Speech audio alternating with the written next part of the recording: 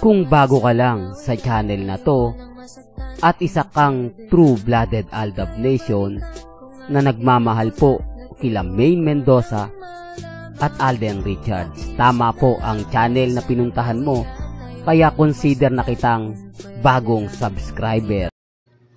Welcome back mga ka-Aldab. Ito na naman po ang inyong lingkod, si Mr. Destiny. At magbibigay tayo ng pinakamagandang update po ngayon sa social media. Ito yung pinaka-latest mga ka-Aldab na mga kaganapan po kina Alden Richards at syempre kay Maine Fulkerson. Ang dami po kasing ganap ngayon. Maraming mga bali-balita na talaga naman pong napakasarap pakinggan, napakasarap panoorin. Yung iba dinideny, pero yung iba lantara na. Unang pag-usapan natin mga ka-Aldab, bago tayo pumunta sa ating pinaka-main topic. Ang issue po mga ka-Aldab sa kasalan o sa bagong boyfriend ngayon ni Catherine na si Mike Alcantara. Pero bakit walang issue o walang sagot? Bakit walang mga kumbaga interview na magsasabi na wala silang relasyon? Interview na kumbaga mapapaisip po kayo. Di po ba? Hindi rin talk to mga ka-Aldab, para lang po klaro, para lang po malinaw. O wala po kayong maririnig doon. Walang mga bali-balita na papabor at magsasabi na fake news yun. Dahil hindi naman po nagsasalita si Catherine. Hindi rin po nagsasalita ang mayor ng Alcantara. Di po ba? Kaya sabi ko sa iyo, doon po sa mga bumabatikos, bago po kayo mag-react, tignan nyo po muna. Di po ba?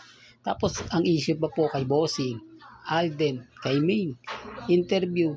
Di po ba hindi rin sila nagre-react? Di po ba wala pong sinasabi? Hindi po ba tama naman yung mga pinapaliwanag ko? Hindi lang po nila matanggap mga ka-Aldab, o sabihin na natin na ayaw lang po nilang tanggapin na magbabalik nga po sina Alden Richards at si Maine Mendoza sa 8 Bulaga. Di po ba? Napakatagal na po kasi, kumbaga ilang years na rin po na hindi naggumawa ng pelikula ang Aldab. Kaya pag gumawa po sila, doon yung may kita mga ka-Aldab, yung talagang papabor po para po sa Aldab Nation. Kaya relax lang po yung iba. Po ba? Maging kalmado at maging kampante. Well, punta na po tayo dito sa ating pinaka-main topic.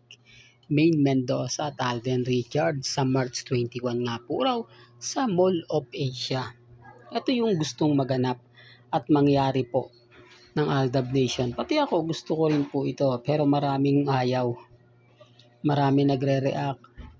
Maraming guilty, maraming naiinis na hindi yan mangyayari. Pero gaya na sinabi ko, bilog ang mundo, hindi po ba? Yung pagsulpot nga lang po ni Alden sa birthday celebration ni Mengay, wala po nakapredict nun. Pero ako mga ka-Aldab, sabi ko nga po sa inyo, alam naman natin na sina Alden at si May magkikita yan. On cam nga lang o off cam nga lang. Hindi pwedeng ipakita sa tao, hindi pakita ipinakita na. At si Raisa May pa po ang nagmistulang tulay para po sa Aldab Nation. At syempre hindi po siya makakaiwas sa mga basher. Di po ba? Siya po yung sinisisi ngayon na kasi si Raisa pinost pa pwede namang hindi. Di po ba? Pwede namang hindi pwede naman wag nang i-post, wag nang ipakita. Yung tipong ganun. Nangyari na mga ka-Aldab. Sabi ko nga po sa inyo, lahat po ng kakampi sa Aldab, lahat po ng mga taong gustong magsama ang Aldab, talagang ibabash. Talagang makakarinig ka ng pang-insulto, panglalait, para lang po matigil o matakot, mainis. Yung tipong lahat gagawin po nila. Di po ba real talk? Kaya nga po ito sa March 21 sa Mall of Asia, gugulatin na lang po tayo Malay nyo mga ka-Aldab, di po ba? Biglang magpakita si Maine Fulkerson. Kasi ang sinasabi nila sa atin mga ka-Aldab, wala naman daw kasi si Mengay sa listahan. Wala naman daw po siya o hindi man lang daw po pinakita. Marami po kasing artista ang nasa bench. Sina Bianca Umali, hindi naman yan pinakita. Richard Gutierrez, wala rin naman yan doon. Ruru Madrid, at yung mga ilang celebrity na sobrang sikat na sikat.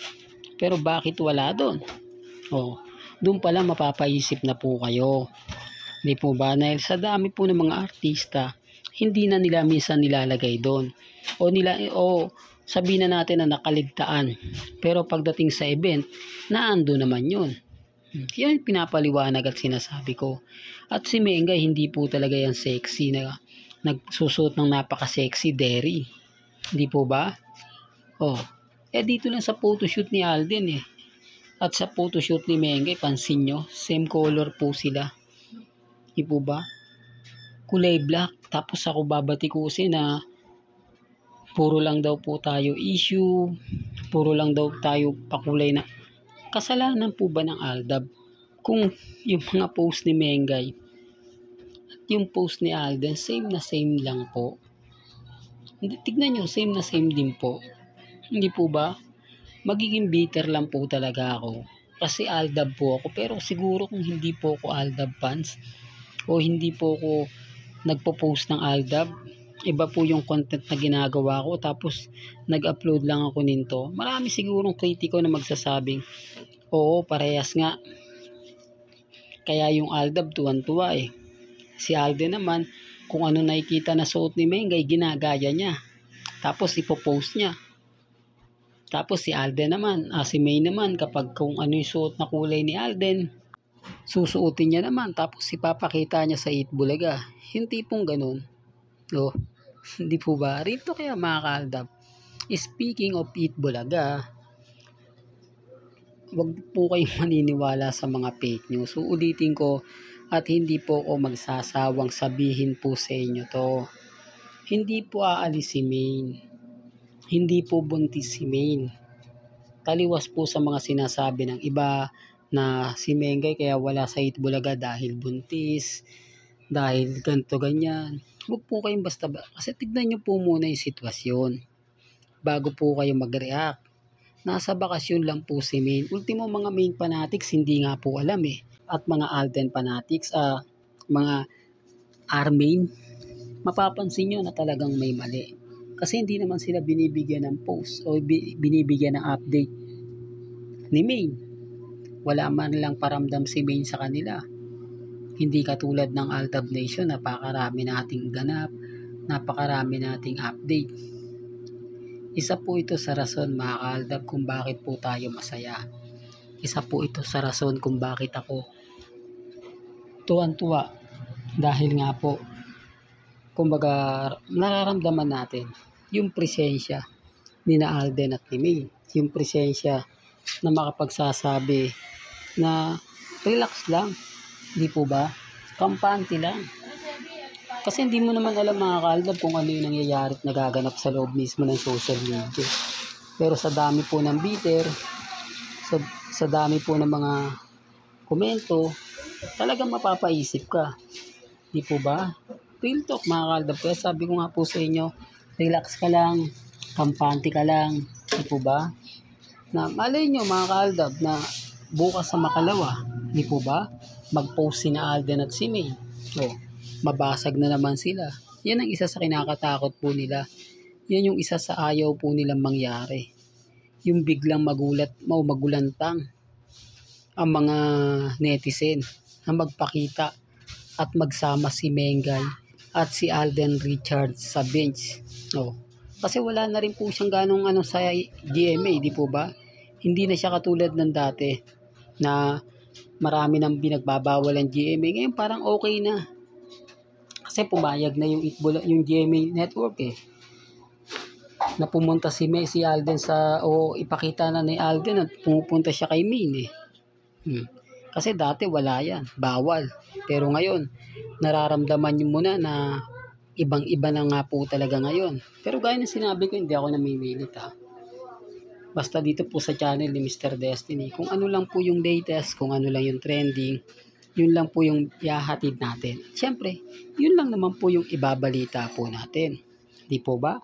Well, hanggang dito na lang po ang ating latest updates. Kaya kung gusto nyo pa po ng pinaka-latest at sariwang update, abay tumutok lang po kayo dito po sa channel ni Mr. Destiny para updated po kayo sa mga latest at sa mga bagong video po.